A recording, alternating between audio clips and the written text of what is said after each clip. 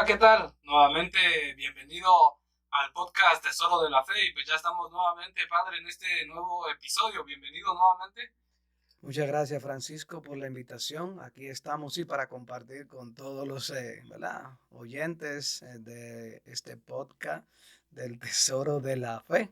Este, nada, para compartir un nuevo tema con todos ustedes.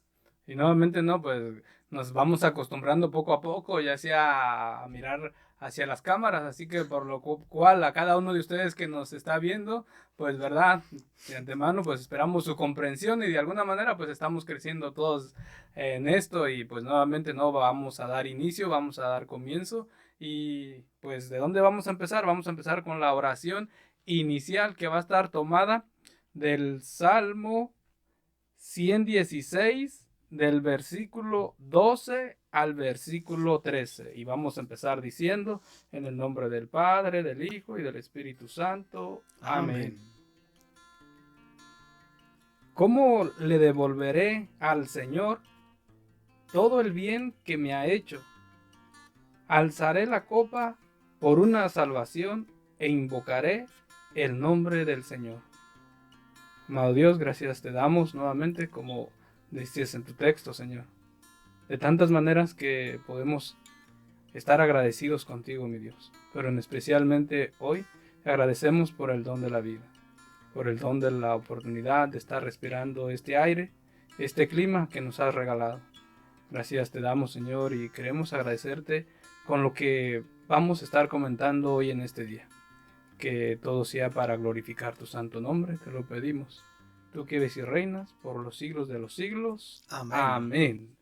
Nuevamente, hermano y hermana, pues estamos en este nuevo episodio del podcast Tesoro de la Fe. Y pues ya, Padre, ¿no? Vamos a ir viendo de qué vamos a estar hablando en este día y pues va a ser conociendo un poco más la misa y pues en sí tiene que ver pues con lo que vivimos en nuestra iglesia, ¿no? Lo que es el centro de la iglesia en sí. Y para esto pues cabe mencionar el evento que acabamos de vivir el día de ayer, 19 de marzo, en nuestra diócesis, que fue el Congreso Eucarístico. Un congreso, pues, que miramos una respuesta muy cómoda de la iglesia de la diócesis, tanto de la habla inglesa como de la comunidad hispana. A su parecer, ¿cuál fue su experiencia, padre?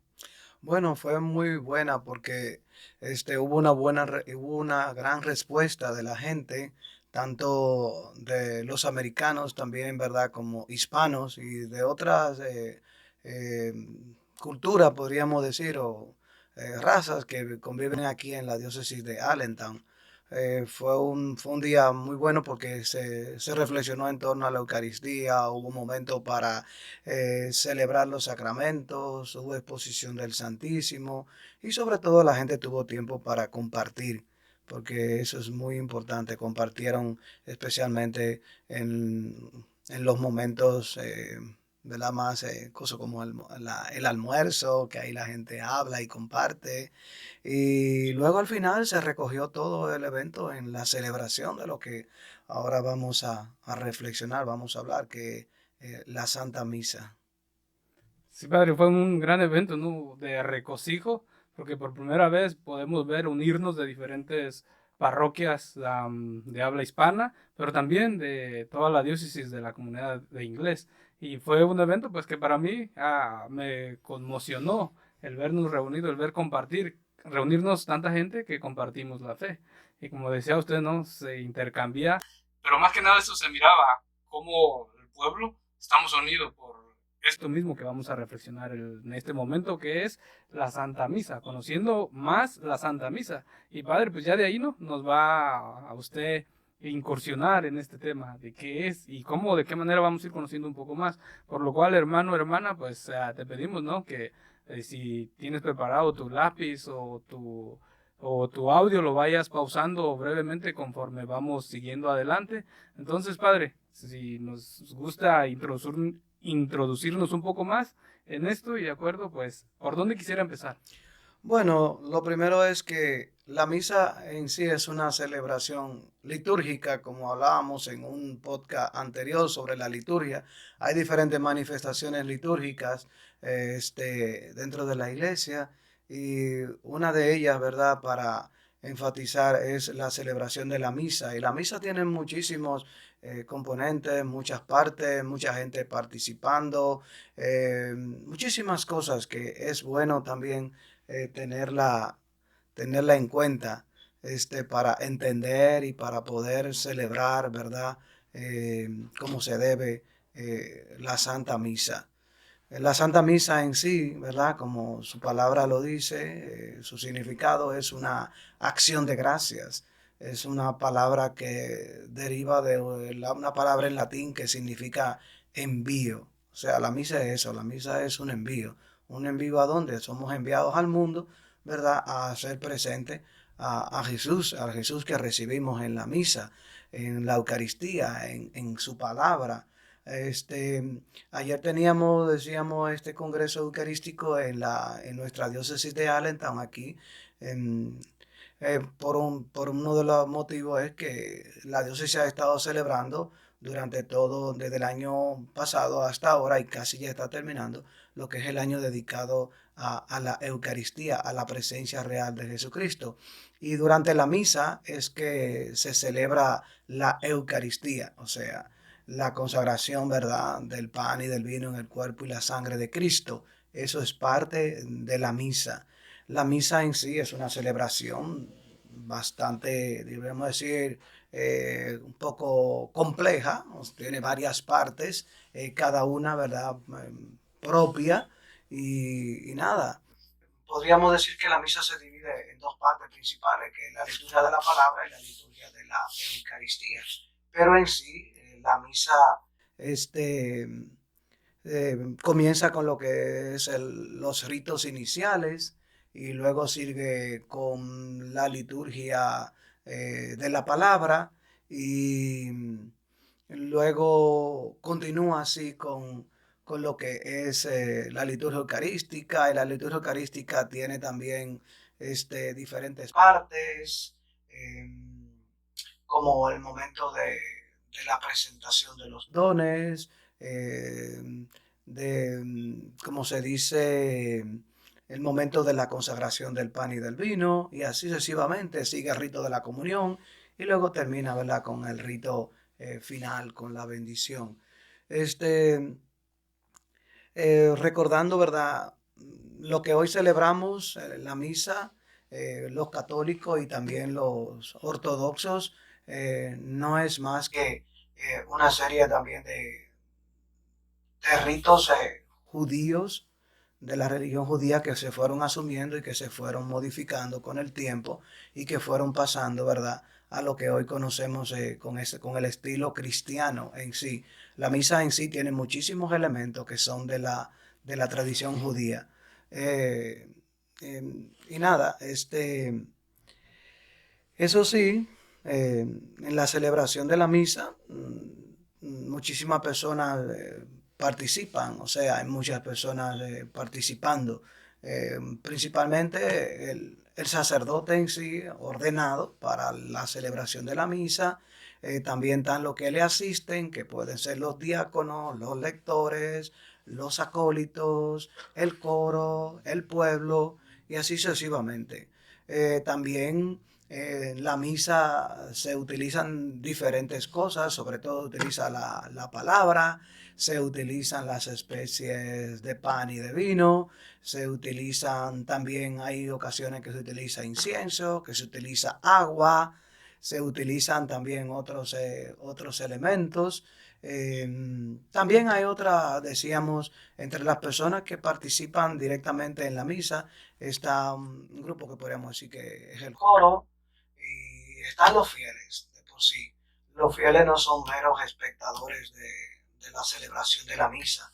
Y en la misa, como dijimos ya, una de las partes es la liturgia eucarística, en la cual se renueva el sacrificio de Cristo en la cruz por cada uno de nosotros. Cada vez que nosotros participamos de la misa, estamos participando de ese momento tan especial en que Cristo, ¿verdad?, se entrega por cada uno de nosotros. Es como una actualización en ese momento del sacrificio de Cristo en la cruz por cada uno de nosotros, donde Cristo, ¿verdad?, nos da su cuerpo, nos da su sangre, nos alimenta y como decíamos al principio, la palabra misa eso significa, es una acción de gracia, pero también esa palabra significa envío. El Señor nos envía a hacerle presente a Él en medio de los demás. La misa debe ser celebrada, ¿verdad?, en un lugar específico, un lugar dedicado para la misa, como son las iglesias, con también las capillas. También se puede tener el permiso para celebrarlo, podríamos decir, en un estadio, pero a veces cuando son misa privadas, digamos, los sacerdotes podrían celebrar la misa para ellos, tal vez su familia en la casa, pero normalmente para todos los fieles en general, la misa debe ser celebrada en un lugar dedicado para la celebración. O sea, una iglesia, una capilla, un oratorio, un santuario, algo así por el estilo. Y para celebrar la misa tenemos que tener la disposición de las cosas, ¿verdad? Como un altar ya preparado para esto, de donde tienen varios elementos que son importantes, como los paños, los vasos, las luces que se ponen, las velas. Todo tiene un elemento, un significado de por qué, ¿verdad?, se utiliza. También los colores son muy importantes. Ahora mismo que estamos en el tiempo de Cuaresma, estamos utilizando el color penitencial del morado, aunque prevalecen en algunas cosas el color blanco, recordando, ¿verdad?, la dignidad del, la dignidad que recibimos de Dios, ¿verdad? Y también así sucesivamente, especialmente en este tiempo de Cuaresma, recordándonos la austeridad y, como se dice, eh, la penitencia, el sacrificio de este tiempo de Cuaresma en preparación a la celebración de la Pascua. Por eso normalmente en las iglesias, en el altar principal no se colocan flores, no se colocan adornos.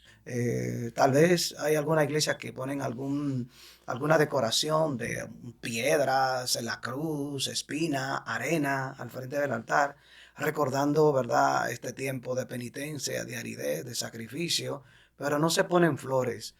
Solamente el altar se adorna, podríamos decir, con las velas y con los manteles, muchas veces blanco o tal vez en color propio del tiempo, el tiempo de la Cuaresma.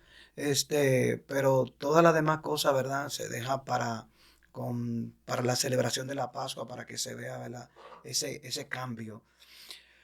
Como dijimos ya, la celebración de la misa comienza con la primera parte, la liturgia de la palabra, que en sí comienza con los ritos iniciales, que el sacerdote llega, ¿verdad?, acompañado de los que le asisten. Muchas veces le pueden asistir los diáconos, los acólitos, como normalmente llaman los monaguillos. Y muchas veces pueden entrar directamente desde el altar, o muchas veces, la mayoría de veces vienen en una procesión por el medio de la asamblea y llegan al altar, se arrodillan delante del altar, besan el altar, porque hay que recordar que la mesa que se utiliza en la misa, el altar, el Calvario, simboliza a Cristo. Cristo es, como dice, es víctima, es al mismo tiempo es altar, es víctima y ahora no recuerdo la palabra, eh, y es el mismo el que se ofrece, o sea, al mismo tiempo. Entonces, el altar, por eso se besa en veneración a Cristo y el sacerdote mismo, al celebrar la misa, celebra la misa en persona de Cristo. Cualquier reverencia o irreverencia que se haga al sacerdote en el momento de la misa no es al sacerdote en sí, se le está haciendo a Cristo, porque el sacerdote en el momento de la misa está actuando en persona de Cristo. O sea, está ofreciéndose a sí mismo. Por eso el sacerdote en el momento de la misa dice palabras que solamente le corresponden decir a Cristo y que no se pueden variar de por sí porque son las palabras de Cristo. Uno podría, digamos, variar en muchísimas cosas, pero hay unas palabras específicas durante la misa que no se pueden variar, que tienen que ser las mismas siempre. Entonces, nada, como decíamos, el sacerdote llega, besa el altar, comienza eh, eh, con el nombre del Padre, del Hijo y del Espíritu Santo, saluda a la asamblea, introduce a la asamblea en lo que se está celebrando en ese día. En el caso de hoy estábamos, ¿verdad? En el momento que se graba este podcast, hoy es domingo, es el domingo 20 de marzo, pero para nosotros, ¿verdad? Como iglesia, es el tercer domingo de la cuaresma. Y en este tercer domingo de la cuaresma, normalmente los que se están preparando para recibir los sacramentos en la vigilia de la resurrección, el sábado santo, hoy tienen lo que es el primer escrutinio. Entonces, se da una breve introducción, se dice que lo que va a pasar, lo que estamos celebrando y así. Y luego se invita al pueblo a hacer un acto de penitencia, o sea, pedir perdón al Señor para celebrar con dignidad la misa. Y luego se puede cantar un cántico de perdón o se puede rezar la oración del perdón. Señor, ten piedad, Cristo, ten piedad, Señor, ten piedad. Y en el tiempo de la cuaresma se omite el canto de gloria. El canto de gloria es un himno antiguo, no es una cosa, ay, qué bonito son el canto de gloria, precioso. No, el canto de gloria, como el nombre de la esposa de Francisco, Gloria, es de, es una oración que no se puede variar. Por eso muchas veces nos encontramos por ahí, tal vez, yo lo digo en mi caso, en país de origen, muchas veces recuerdo cuando joven en mi parroquia cantaba muchas cosas que eran menos el Gloria. No era el Gloria como está en la misa. Muy bonito los Gloria, pero no era el Gloria. Era una canción bonita que hablaba de Gloria a Dios, pero no era la oración del Gloria como va, ¿verdad? Para que se debe cantar o se debe recitar. Hay comunidades, hay iglesias que normalmente solamente cantan el Gloria en algunas celebraciones específicas, pero la mayoría de las veces lo que hacen es que lo rezan. Gloria a Dios en el cielo y en la tierra, paz, bla, bla, bla, y por ahí sigue. Durante la cuaresma, como es el tiempo en el que estamos, hay celebraciones en el que sí se permite cantar el Gloria, como son las solemnidades. Ayer era la solemnidad de San José y también vamos a tener una celebración también en esta semana que es creo que la anunciación del Señor y así sucesivamente. Hay celebraciones durante la cuaresma que hay que celebrar, hay que cantarla o rezarla el Gloria. Entonces damos glorias a Dios y terminado el Gloria viene lo que se llama la oración colecta. La primera oración, con esa oración también lo que se quiere recoger es el sentido de la celebración. Si hoy estábamos celebrando en la iglesia el primer escrutinio de los que van a recibir los sacramentos, entonces la oración colecta estaba hablando sobre eso, sobre el misterio de los sacramentos de la iniciación cristiana, como el bautismo, la comunión y la confirmación. Entonces, pero la oración colecta también recoge todas las oraciones, todas las intenciones de la gente que viene a la misa. O sea, mucha gente no lo sabe. O sea, el sacerdote comienza y dice, oremos, levanta la mano y comienza y dice una oración. A veces la gente, oh sí, muy bien, y le termina diciendo, digamos, eh, a buscar aquí en el libro para decirlo correctamente cómo va. Casi todas las oraciones que colectan, la primera termina igual, por nuestro Señor Jesucristo, tu Hijo que vive y reina por los siglos de los siglos. Amén. Y así sucesivamente. Entonces, luego de esto, de la oración colecta, viene lo que es las lecturas. Si es una misa diaria, normalmente es una lectura, un salmo y el evangelio. Y si es una misa del domingo, es una celebración especial, una solemnidad, una fiesta, normalmente siempre hay una primera lectura, hay un salmo, hay una segunda lectura y está el evangelio. También está lo que es el aleluya, que es propio para cada celebración de la liturgia de la palabra. Siempre el aleluya antes del evangelio o la aclamación antes del evangelio está siempre conectado con el sentido del evangelio en sí. Si hoy el evangelio hablaba de la mujer samaritana que fue a buscar agua al pozo, entonces el aleluya está en torno a eso, al simbolismo del agua, al simbolismo de la misericordia, de los sacramentos, el Señor es el agua de la vida y así sucesivamente. Y terminada, ¿verdad?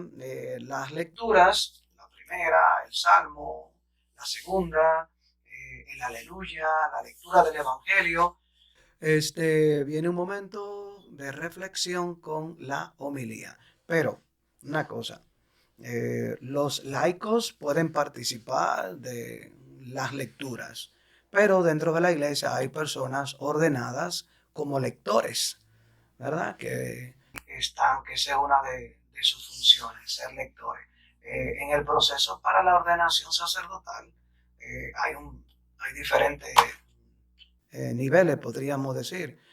Cuando ya la persona está en lo que es la teología, el, el seminarista recibe la institución como acólito,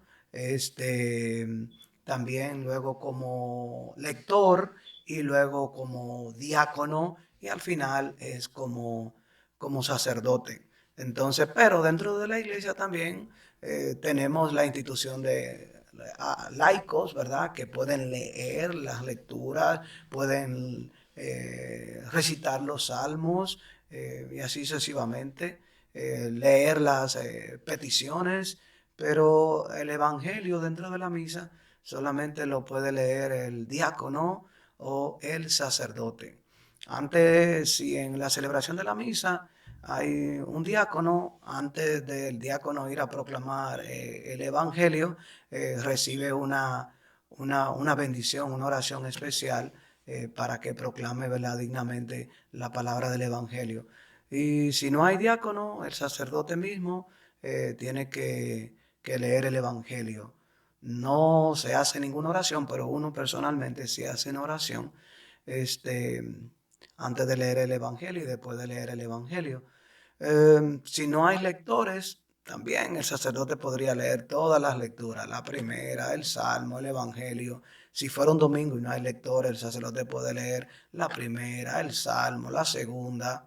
Puede hacer también el aleluya, la aclamación, la lectura del evangelio. Podría hacer todo lo que corresponde al momento de las lecturas. Entonces, terminado el momento de las lecturas, viene el momento de la homilía, que no es más que reflexionar en torno a las lecturas o reflexionar en algo que se está celebrando, ¿verdad? En ese momento como hoy, que se estaba celebrando el primer escrutinio de lo que van a recibir los sacramentos de la iniciación cristiana, como el bautismo, la comunión y la confirmación. Entonces, podría reflexionarse en la homilía sobre esa realidad. Terminada la homilía, si fuera como hoy, domingo, viene luego la profesión de fe, el credo. Normalmente la iglesia tiene dos credos. Normalmente eh, rezamos el credo largo, pero hay un credo más corto. El credo se debe rezar todos los domingos y en celebraciones especiales como las solemnidades, que hay que rezar el credo, o sea, profesar la fe. El credo es el símbolo de nuestra fe, como dice lo que nosotros creemos, lo que creen los demás hermanos, ¿verdad? Que comparten nuestra misma fe. ¿Y por qué hay dos credos? Bueno, hay dos credos, uno más corto que se llama el credo de los apóstoles y el otro credo, el largo que la gente se sabe, es el credo niceno-constantinopolitano, algo así, que se dice, que es el credo largo. El credo tiene un momento en el cual se invita a los fieles a hacer una genuflexión, especialmente también en celebraciones como el Jueves Santo, en el momento en que se dice que Jesús, ¿verdad?, murió. En ese momento se invita a ponerse de rodillas, al igual como después en la Pascua, cuando dice que resucitó, también se invita, ¿verdad?, a hacer de rodillas, pero en el credo normalmente casi todo, el momento en que se dice que concibió de María la Virgen, todos deben hacer una genuflexión Y es algo muy importante porque se recuerda, ¿verdad?, el momento en que, podemos decir, todo inició con el sí de María. Concibió de María la Virgen. Entonces, y cada vez también que se menciona a la Virgen en la misa, si nos damos cuenta, a veces a uno se le pasa, uno inclina la cabeza. Y también si menciona a Jesucristo, uno inclina la cabeza. Si es la celebración, digamos, ayer es San José, en el momento que se diga San José, se debe inclinar la cabeza, según el santo o la celebración del día. Pero siempre en toda la misa, cuando se mencione a Jesucristo, a la Virgen, se debe inclinar la cabeza. Nosotros casi no hacemos ninguno, mucho gesto, la tradición católica, ¿verdad? Romana, a diferencia de otras denominaciones católicas, ¿verdad? Como los ortodoxos y como ahora mismo que tenemos mucha conexión, ¿verdad? Viendo las celebraciones de los hermanos católicos ucranianos, ellos tienen muchos gestos, muchas posturas durante la celebración de la misa, más que nosotros mismos los católicos. Muchas veces la gente no entiende que tiene que sentarse, tiene que pararse, tiene que arrodillarse, tiene que bajar la cabeza. Y son posturas que nos ayudan, ¿verdad?, a entender el sentido de la misa, a entender el sentido de lo sagrado. Como decía Monseñor los otros días, conversando allá en la casa, la gente ha ido perdiendo el sentido de lo sagrado.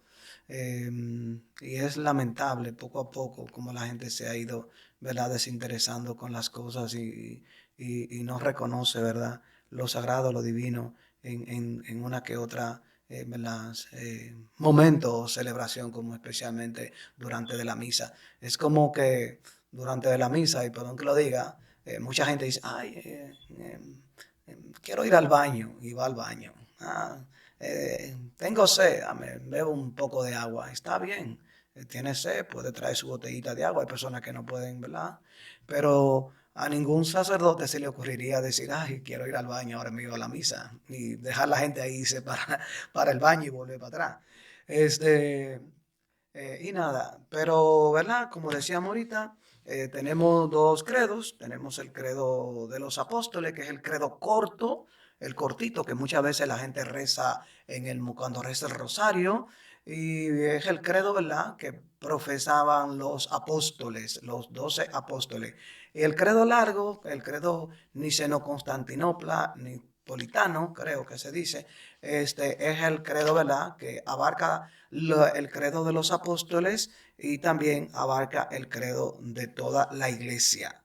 Es el mismo credo, profesamos la misma fe. Hay muchísimas otras oraciones que podríamos decir, son como si fueran credos, símbolos de la fe, pero para que la iglesia llegara a profesar lo que hoy rezamos como el credo niceno constantinopolitano, eso tomó muchos años, muchos, porque imagínense, en ese tiempo venían que venir de allá, de acá, de diferentes ciudades, y era caminando, y era digamos, cada 5 o 10 que se reunían para poder ir coordinando las ideas para lo que hoy tenemos como esa oración del credo como la conocemos. Creo en Dios Padre Todopoderoso, Creador del cielo y de la tierra, Jesucristo, nacido en Poncio Pilato, y así sucesivamente. Entonces, terminado la oración del credo, de profesar nuestra fe, ¿verdad? Mucha gente profesa la fe, bla, bla, bla, sin darse cuenta de lo que está diciendo.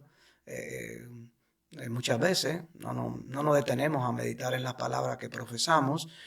Una de las palabras muy importantes, ¿verdad? Al final que dice, creo en la resurrección de los muertos, creo en la vida de un mundo futuro. Entonces muchas veces se vive como si fuéramos a vivir aquí para siempre, o como si como con la muerte se terminara todo. Entonces cuando consideramos que vamos a vivir aquí para siempre o que con la muerte termina todo, es como que lo que profesamos cada domingo como que no tiene sentido. Entonces, tiene que tener sentido, o sea, lo que decimos en el momento del credo. Creo en una sola iglesia, creo en el Espíritu Santo, ¿verdad? Y así sucesivamente. Entonces, nada, se continúa con lo que es la oración de los fieles. La oración de los fieles en sí son pidiendo por el Papa, por la Iglesia, pidiendo por las autoridades, pidiendo por las necesidades, pidiendo por la comunidad, por cualquier otra intención que estuviéramos, que tuviera en ese momento, como hoy. Estuviéramos pidiendo por el grupo de jóvenes o de personas que se están preparando para recibir los sacramentos de la iniciación cristiana. Y hasta ahí, después se recogen todas esas oraciones y ¿verdad? Con una oración final, pidiéndole al Señor, ¿verdad? Que acoja nuestras oraciones, nuestras súplicas. Y ahí termina lo que podríamos decir en la liturgia de la palabra.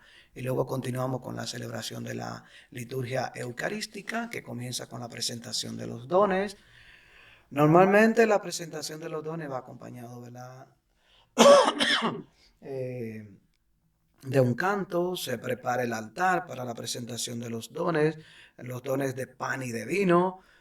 Muchas veces hay cosas que no tienen lógica presentar porque ya están dispuestos en el altar. Pero muchas veces son cosas del folclore y de la tradición de donde venimos. Presentar la vela, ya la vela está. A presentar flores, ya las flores están. Presentar la cruz, ya la cruz está. O sea, no tiene sentido. ¿Qué tiene sentido? Tiene sentido. Vamos a presentar el pan y el vino. Vamos a presentar, ¿verdad? También se presentan las colectas que se hace, se presentan al Señor, como nosotros mismos entregándonos, dándonos a los demás. No tiene sentido tampoco presentar la Biblia, porque ya pasó. Ya pasó el momento de la liturgia de la palabra. No hay por qué, ay Señor, te presentamos esta Biblia como símbolo de tu palabra. Además, en ese momento lo que presentamos es lo que nosotros podemos ofrecer de nosotros mismos para que el Señor lo transforme. Entonces, ¿qué sí se podría presentar? Se podría presentar la familia en sí, que va llevando las ofrendas. Si es una familia, se podría presentar a la familia y así sucesivamente. Entonces, nada, se continúa con la presentación de los dones. El sacerdote, ¿verdad? En silencio o en voz alta presenta las ofrendas de pan y del vino. Y luego continúa invitando al pueblo con una oración que se hace sobre las ofrendas, que tiene mucha conexión con la oración al principio que llamamos la oración colecta, que en conexión a lo que se celebra en el día, como hoy, que era el primer escrutinio, que era en torno, ¿verdad? A esto, a la celebración de la preparación de los sacramentos. Asimismo continúa la oración colecta para hoy. Aquí tengo un ejemplo, podríamos decir, ¿dónde está? Parece que no,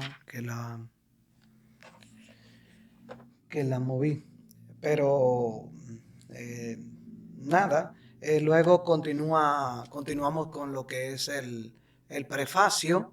Y el prefacio comienza con, es otra oración muy bonita que está en conexión con lo que se celebra en el día o en esa misa en específico.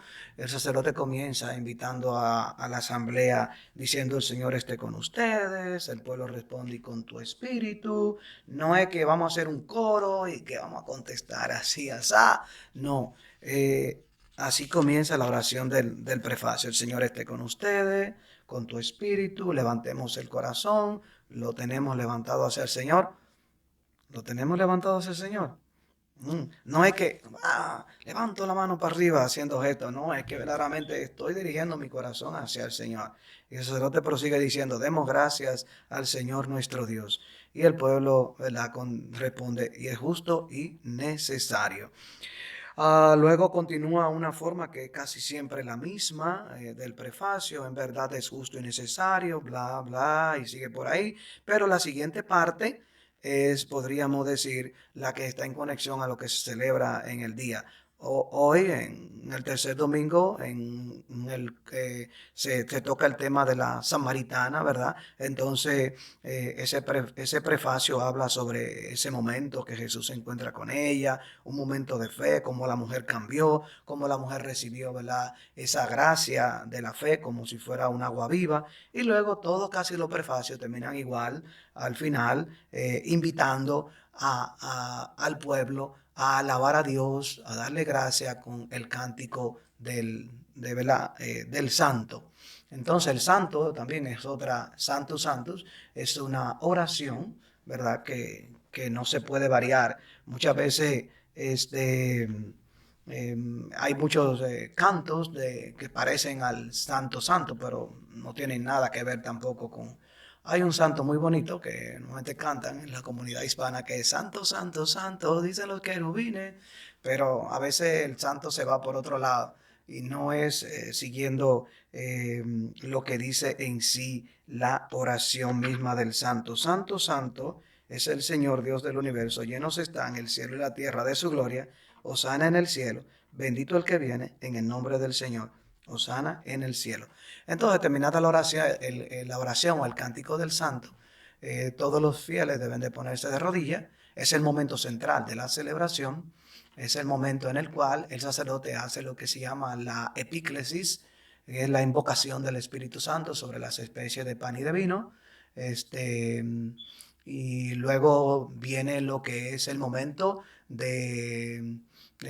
como se dice, la institución de la Eucaristía.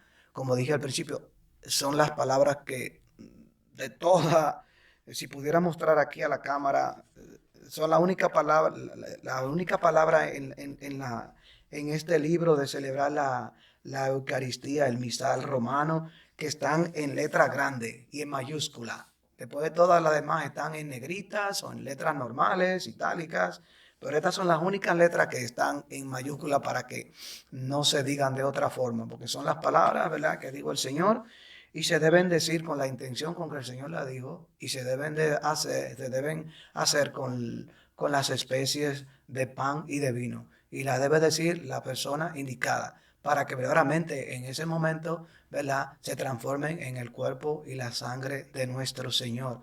O sea, para que se haga presente Jesús en la Eucaristía, deben estar, podríamos decir, presente. Decir la palabra correcta, utilizar las especies correctas, pan y vino, y que también que lo diga la persona correcta y que sea con la intención correcta. La intención que la intención con lo que nuestro Señor lo hizo, con la intención misma de la iglesia de hacer presente al Señor para todos los fieles.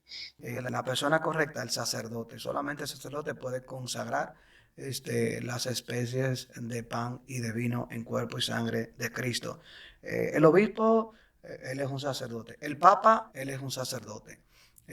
Por eso, en ese momento, los diáconos están un poco retirados, se arrodillan, solamente el sacerdote permanece de pie frente al altar, en nombre de todos, ofreciendo el sacrificio, ¿verdad? Del pan y del vino para que se transformen en el cuerpo y la sangre de nuestro Señor. Nada, se repiten estas palabras, ¿verdad? Tomando el pan, tomen y coman todos de él, porque este es mi cuerpo, que será entregado por ustedes. En ese momento, ¿verdad?, se levanta la hostia y ya de ahí en adelante, por la gracia del Espíritu Santo, esa hostia ya deja de ser pan, sino que ya es el cuerpo de Cristo. Luego se continúa, ¿verdad?, tomando la copa y se dice: tomen y beban todos de él, porque este es el cáliz de mi sangre, sangre de la alianza nueva y eterna, que será derramada por ustedes y por muchos para el perdón de los pecados. Hagan esto en memoria mía. Hacemos eso en memoria del Señor. Entonces se levanta el cáliz, por un momento todos los fieles lo veneran y algunas personas tienen por costumbre decir algunas cositas ahí en privado, algunas alabanzas, y luego se continúa con la otra parte de la plegaria eucarística. Hay diferentes plegarias, normalmente se rezan regularmente, se hace la primera plegaria eucarística o la segunda o la tercera. Hay una cuarta plegaria eucarística que casi mucho no se usa. Normalmente las más que se usan son la plegaria corta, la plegaria 2 y la plegaria 3. La plegaria 1 es la plegaria, podríamos decir, mandatoria para celebraciones especiales, como podríamos decir el Jueves Santo. También podría ser el Domingo de Resurrección, las celebraciones de los santos, alguna solemnidad especial, porque tiene partes específicas para cada una de esas celebraciones que se deben hacer en la plegaria eucarística 1. Luego la plegaria eucarística 2 tiene partes, sí, pero es más breve, más simple. Aunque todas las plegarias tienen una parte especial con respecto a lo que es también cuando es una misa de difunto, cuando es como la misa de hoy, que era la misa en la cual en el primer escrutinio tiene partes específicas que son para el primer escrutinio. También terminada la plegaria eucarística, que es algo sumamente preciosísimo. Si prestamos atención, ¿verdad? Es como, me gusta mucho esa parte de la plegaria eucarística, en casi todas, pero sobre todo la plegaria eucarística 3 dice algo que me gusta mucho porque dice que atiende los deseos y súplicas de esta familia que has congregado en tu presencia. ¿Mm? Entonces, todos estamos ahí en presencia del Señor en ese momento y estamos presentando a toda la asamblea. También en la plegaria pedimos por el Papa, pedimos, ¿verdad?, por esa Eucaristía que estamos celebrando. Nos unimos a toda la iglesia por el mundo entero, nos unimos a los que han muerto y nada, termina, ¿verdad?, con la plegaria eucarística, termina con lo que es la doxología, que es algo también muy bonito, en la cual nos unimos a Cristo y decimos con Cristo, con Él y en Él, a ti Dios Padre Omnipotente, a ti Dios Padre Omnipotente, en la unidad del Espíritu Santo, todo honor y toda gloria por los siglos de los siglos. Amén. O sea, con Cristo, en Él y en Él. Esa es nuestra misión, ¿verdad? Como cristianos. Y terminada ya la plegaria eucarística, podríamos decir, termina esa parte y se prosigue lo que es el rito de la comunión que comienza con el Padre Nuestro. Ahí continuamos, ¿verdad?, con el Padre Nuestro, pidiendo perdón al Señor, dando gracias al Señor por los dones que hemos recibido en la oración del Padre Nuestro. Y luego continúa con una serie de oraciones a la cual todos los fieles, ¿verdad?, debemos responder con conciencia, como tuyo es el reino, tuyo es el poder y la gloria por siempre, Señor. No es responder por responder, porque fíjese qué bonita dice esa oración después del Padre Nuestro. Líbranos de todos los males, Señor, y concédanos la paz en nuestros días, para que, ayudados por tu misericordia, vivamos siempre libres de pecado y protegidos de toda perturbación, mientras esperamos la gloriosa venida de nuestro Salvador Jesucristo. Libres de toda perturbación. Libre de toda perturbación. Y nada. Y respondemos, ¿verdad?, con conciencia. Y luego continúa ya en las últimas exhortaciones, a la cual decimos amén. Y aunque en estos días, después de la pandemia, se ha omitido el saludo de la paz, muchas personas siguen dándose la paz, aunque no se le dice, desen fraternalmente el saludo de la paz. Lo único que ese sacerdote dice, la paz del Señor esté siempre con ustedes. Y ahí deberá seguirse con la oración del Cordero de Dios, ya en preparación al momento de la comunión. Pero no, la gente muchas veces se olvida de eso y le da la paz al que le queda al lado, al que le queda adelante, al que le queda al frente. Algo que no se debe hacer durante la misa es salir a darle la paz a alguien que yo conozco que está ya sentado en el último banco. O estar haciendo saludos con los dos dedos. La paz. No. Si le damos la paz, le damos la paz al que nos queda al lado, y así. Pero no hay por qué ir andando repartiendo saludos y abrazos a todo el mundo a diestra y siniestra. Sobre todo en la misa de difunto.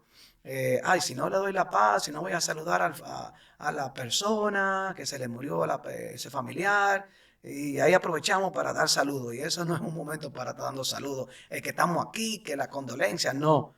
Es un momento para expresar nuestra paz a nosotros mismos, expresar la paz a los demás. Hay que recordar que es un gesto que tiene mucho sentido, que tiene mucho significado y que no es tan solo a los que están a nuestro alrededor, es a todos en general que le estamos deseando la paz. Terminado, ¿verdad? Ese momento, se continúa con la oración del Cordero de Dios, que tiene tres partes. Después el sacerdote, él continúa en silencio preparando las ofrendas. En ese momento el sacerdote fracciona la hostia principal que ha consagrado, y coloca un trozo de una partícula de esa hostia en el cáliz, simbolizando la unidad, ¿verdad?, del cuerpo y la sangre de Cristo.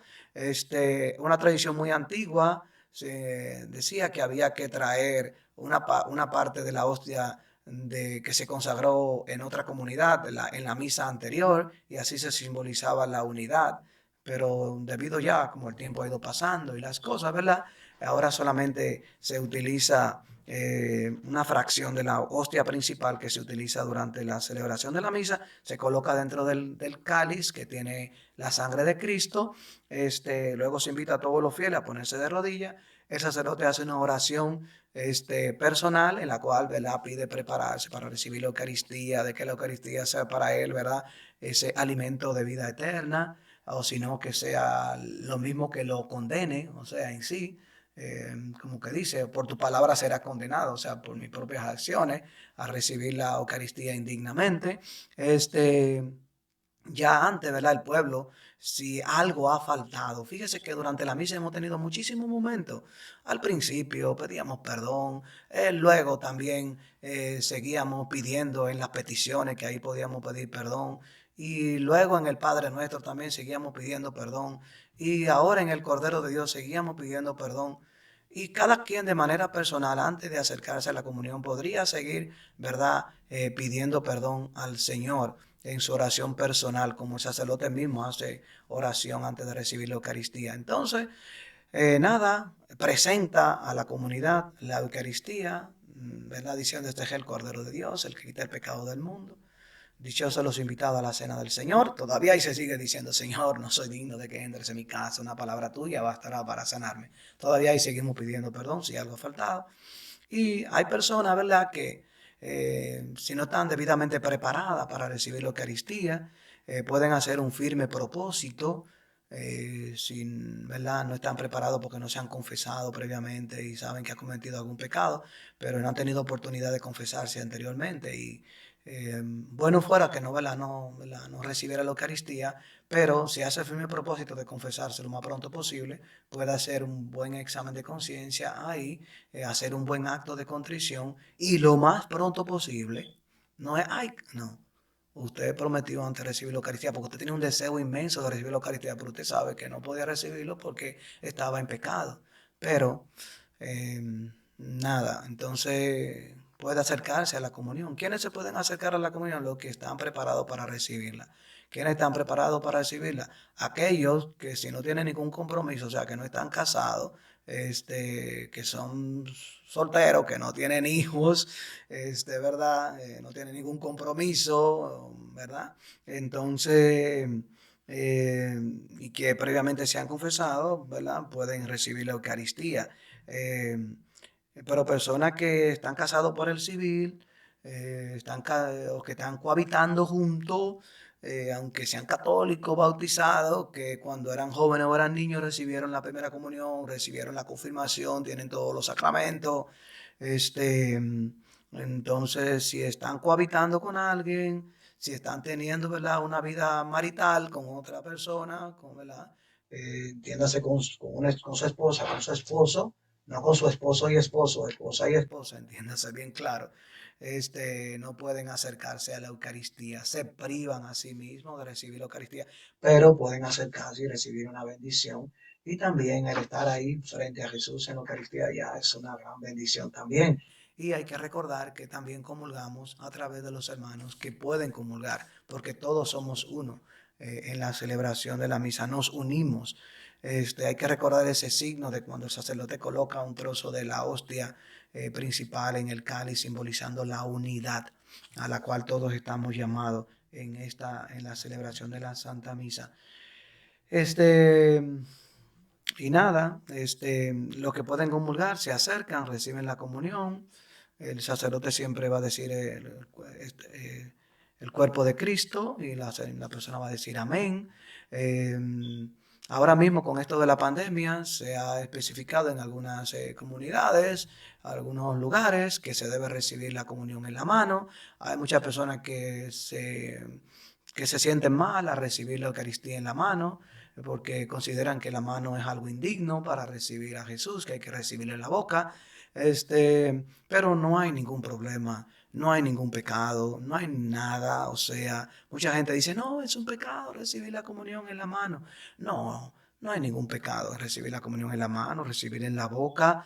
Lo que sí es que si usted la recibe en la mano, inmediatamente usted la recibe, ¿verdad? Usted, como dice, prepara un trono para su Señor. O sea, usted pone, ¿verdad?, su mano como usted la disponga, porque yo soy, podríamos decir, utilizo mi mano derecha, ¿verdad?, para escribir. O sea, hay personas que utilizan la mano izquierda. Entonces, con la mano con la que usted escribe, entonces usted la pone debajo, ¿verdad? Yo soy derecho, entonces nada. Y así luego vengo y me llevo la hostia a la boca. La hostia no se le quita al sacerdote de la mano. Hay gente que llega y le hace así, con los dedos, como si fuera una pinza. No, usted la recibe en la mano, usted se la lleva a la boca. Usted la recibe en la boca, usted abre la boca, saca la lengua. No es que, así, entonces no. Usted, dado caso también, antes de ir a la misa, si usted sabe, usted se lava bien su boca, ¿verdad? Algo así, porque muchas veces sacamos la lengua y nada, tal vez la lengua está más sucia que la misma mano. Entonces, es un comentario al margen.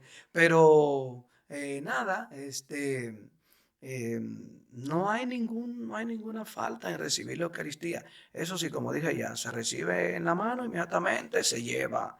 Nada de llevársela al banco. Ay, Jesús, qué bonito tú eres, mira qué bien en la hostia. No, inmediatamente se la lleva a la boca y nada. Ahora mismo que hay que andar maniobrando con la mascarilla, hay que tener cuenta. Si la hostia se le cayera de la mano, nada, con mucha reverencia, usted la toma y se la lleva a la boca. Si la hostia se cae y se rompe, nada, lo que se hace es que se debe buscar uno de los purificadores, uno de los paños que se utiliza durante la misa, humedecido con agua, se coloca sobre ese lugar, luego se busca otro paño más seco y se unge, ¿verdad? Se enjuaga el lugar y se recogen todas las partículas y se lleva a un lugar especial que hay en la sacristía donde se depositan esos residuos así que se recogen de las partículas de la hostia y eso va directamente a una fuente que hay debajo de la tierra en la iglesia. Eso no va al lugar donde se recogen las aguas residuales del baño ni de otras cosas de la iglesia, no. Eso va a un lugar específico que hay, que va directamente a las fundaciones en la tierra de la iglesia, del templo donde está edificado.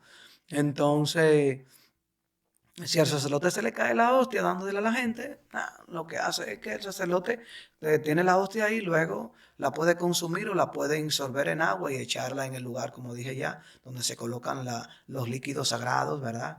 Que hay en la iglesia.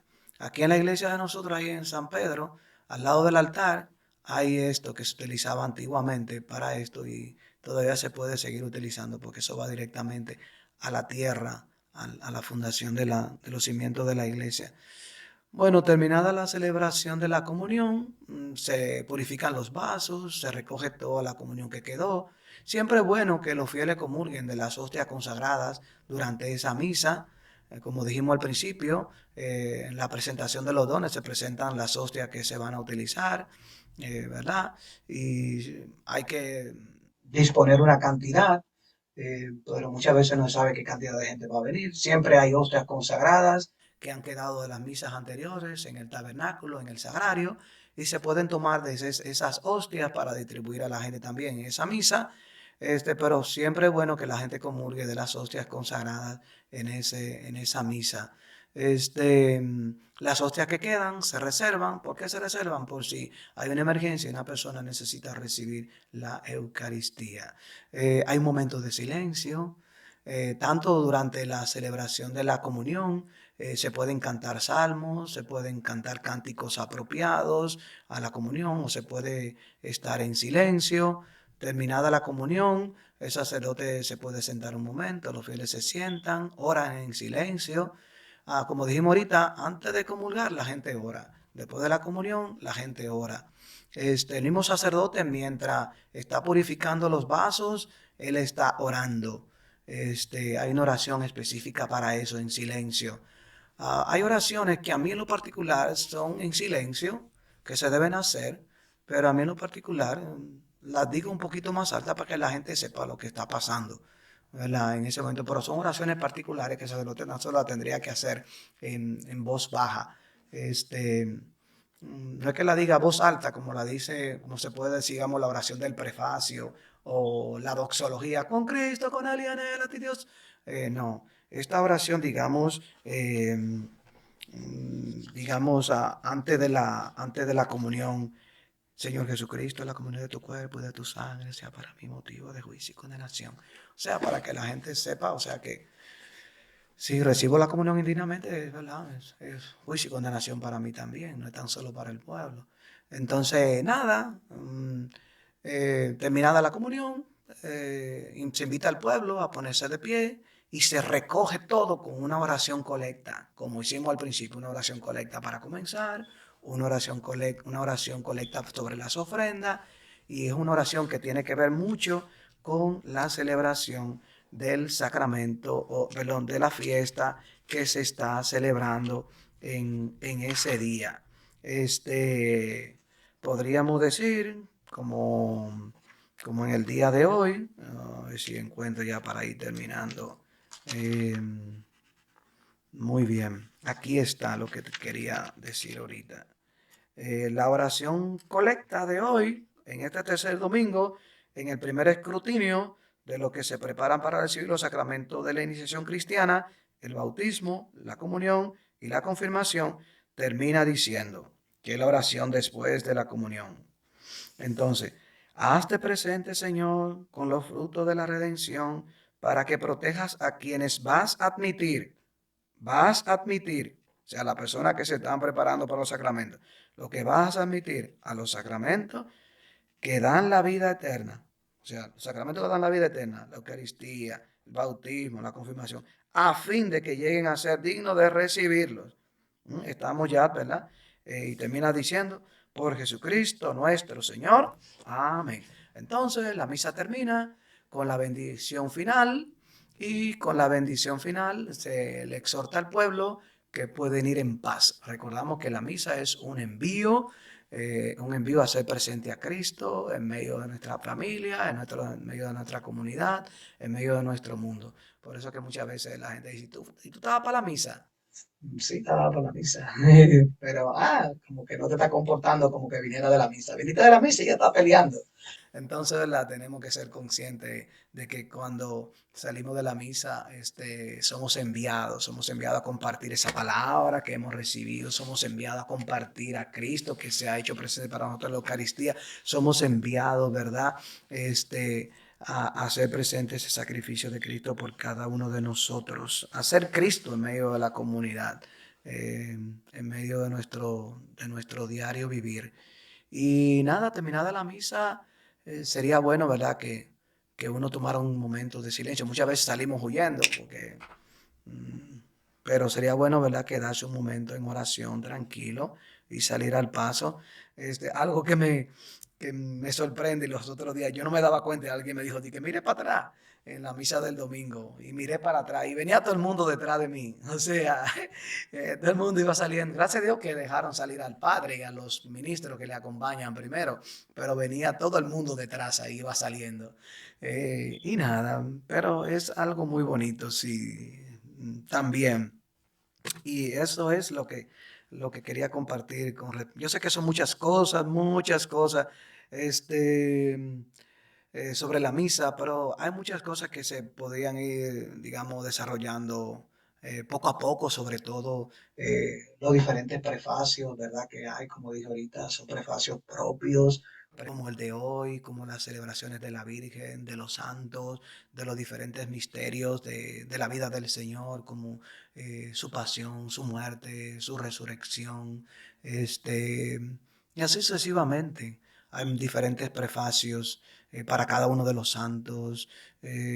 También, como dijimos ya, hay diferentes plegarias que se utilizan y también asimismo diferentes oraciones propias para cada día, para cada tiempo que tiene la iglesia, como ahora el tiempo de la cuaresma, luego el tiempo de la Pascua, luego el tiempo ordinario, el tiempo de Adviento, el tiempo de la Navidad y así sucesivamente. O sea, son muchísimas cosas riquísimas que si nos dedicamos a prestar atención y a vivir cada una de las palabras, como alguien me decía hoy al salir de la misa, padre, yo vi que alguien dijo, un padre dijo en la televisión que está mal que nosotros cuando estemos en la misa levantemos los brazos para arriba.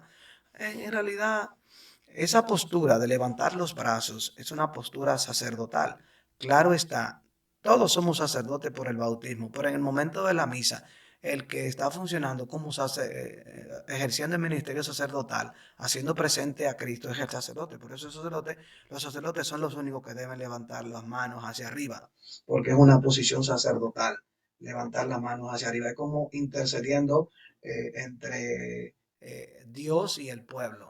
O sea, es el sacerdote en ese momento. Aunque todos participamos, gracias al sacramento del bautismo, en el sacerdocio, ¿verdad? Pero unos desempeñan su función sacerdotal, como otros desempeñan también su función como casados, ¿verdad? Como esposos, y así sucesivamente. O sea, yo como sacerdote no puedo desempeñar así, porque si ellos levantan la mano, entonces yo voy a desempeñar el papel de esposo no, entonces no. Cada quien debe desempeñar, ¿verdad?, su función dentro de la celebración. Hay muchísimas cosas en la celebración de la misa. Hay que recordar que la misa, como dice, es un momento para encontrarnos con el Señor, hacer nuestro ese sacrificio del Señor por cada uno de nosotros y también hacer nuestro ese regalo, esa gracia de su presencia y sobre todo para unirnos en comunidad. Ujú. Padre, pues ya casi nos está dando la idea, ¿no? Saliendo de lo que ha venido comentando como ideas para otro episodio, para saber qué se hacen y qué no se hacen. Aunque de antemano ya podemos encontrar algunas respuestas en todo lo que nos ha hablado, ¿no? Ya podemos encontrar algunas respuestas de razón por qué se hacen algunas cosas. También respuestas, ¿no? Por qué evitar algunas cosas en la misa. Pero por el de hoy, pues nos ha cubierto con esa enseñanza desde principio a fin de la misa y que es bueno, hermano y hermana, irla conociendo desde cómo iniciamos con los ritos iniciales hasta el término, ¿no? De cómo culmina, si culmina con la bendición del Padre o si culmina hasta que el sacerdote sale de la iglesia, hasta que sale de la procesión. Y es una de las cosas, ¿no? Para ir aprendiendo cada uno de la información que hoy nos ha compartido, Padre. Muy agradecido con usted por tomarse este tiempo, ¿no? Junto conmigo y a nuestros hermanos que nos están oyendo, que nos están viendo, pues compartir esa información valiosa, pues que nos incumbe a todos, Padre. Ujú. Que Sí, algo que se me olvidó decir es, o sea, yo creo que lo dije ahorita, entre todas las personas que participan directamente en lo que es la celebración de la misa, está la función misma del coro, y como decía, la misa termina, ¿verdad? Cuando el cántico final termina.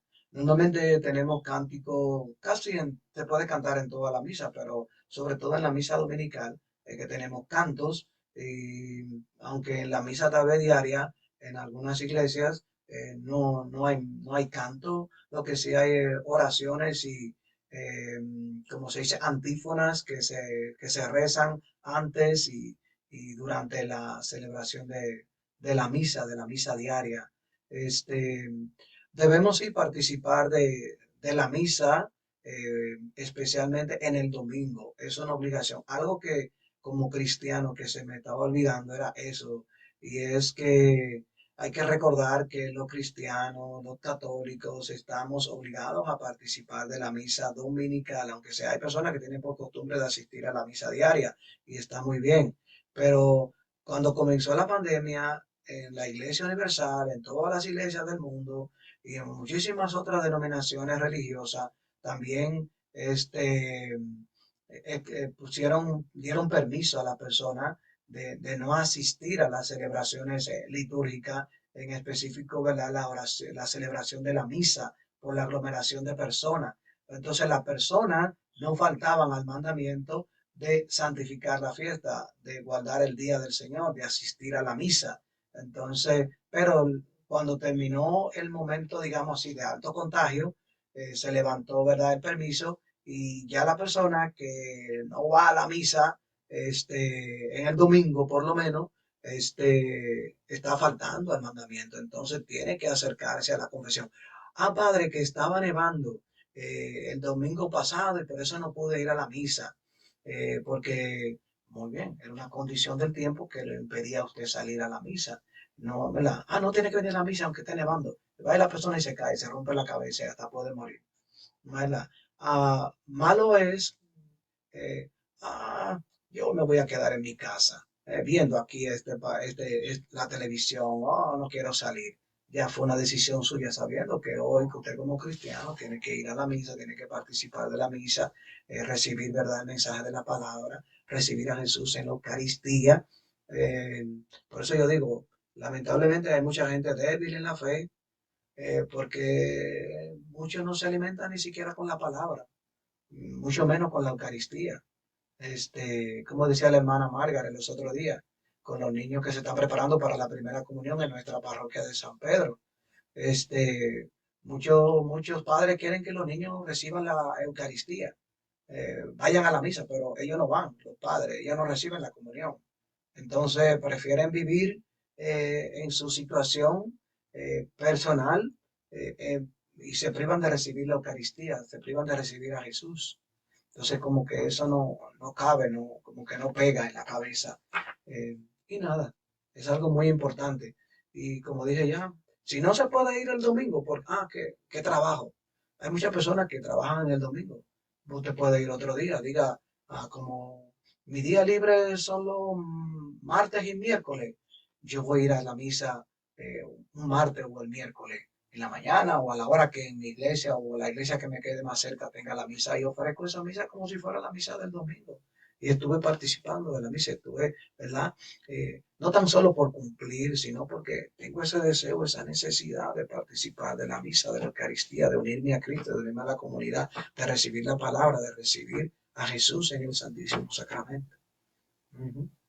Hermano, hermana, pues estamos en el podcast Tesoro de la Fe y estamos pues tocando este punto de conociendo más la misa y pues esperamos, ¿no?, que este contenido, esta información te esté ayudando a formar más la conciencia, a estar más consciente cuando llegamos a la parroquia, cuando vivimos esta celebración. No es que vamos como espectadores, ya nos decía el Padre, sino vamos y estamos, ¿no?, celebrando y viviéndolo de esta manera, ¿no?, cubriendo la necesidad que Dios quiere saciar en nuestra mente, en nuestro corazón. Entonces, pues nuevamente, ¿no? Te compartimos este podcast y a la misma vez, pues te invitamos a que te suscribas en el lugar que nos estás encontrando, que nos estás escuchando y a la vez que pues compartas con los demás. Y ya pues también te queremos pedir de favor, ¿no?, que nos compartas ahí en donde nos estás escuchando. ¿Qué te ha parecido este episodio?